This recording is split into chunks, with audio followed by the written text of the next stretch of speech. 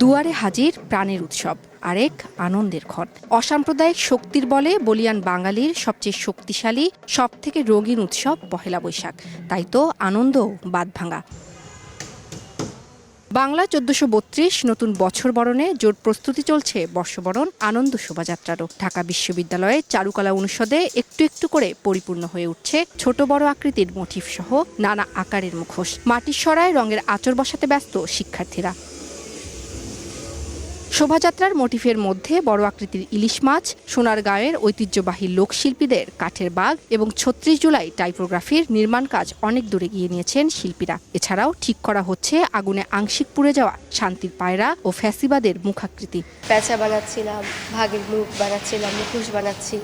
এছাড়াও আমরা ফ্যাসিবাদের কিছু জিনিস বানিয়েছি, যেগুলো হচ্ছে একটা 12ই এপ্রিল হচ্ছে পুড়ে ফেলা হয়েছে।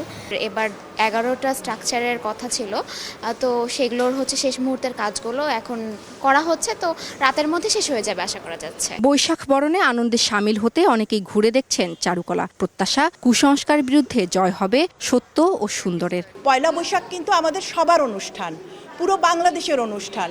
তো আমি তো এই ধরনের ঘটনা দেখে তো আমি থাকতে পারি না।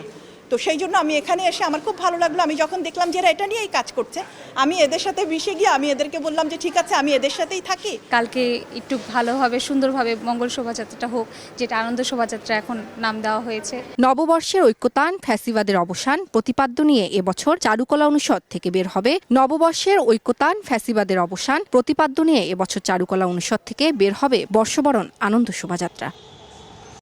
উম্মে হানি, সময় সংবাদ, ঢাকা।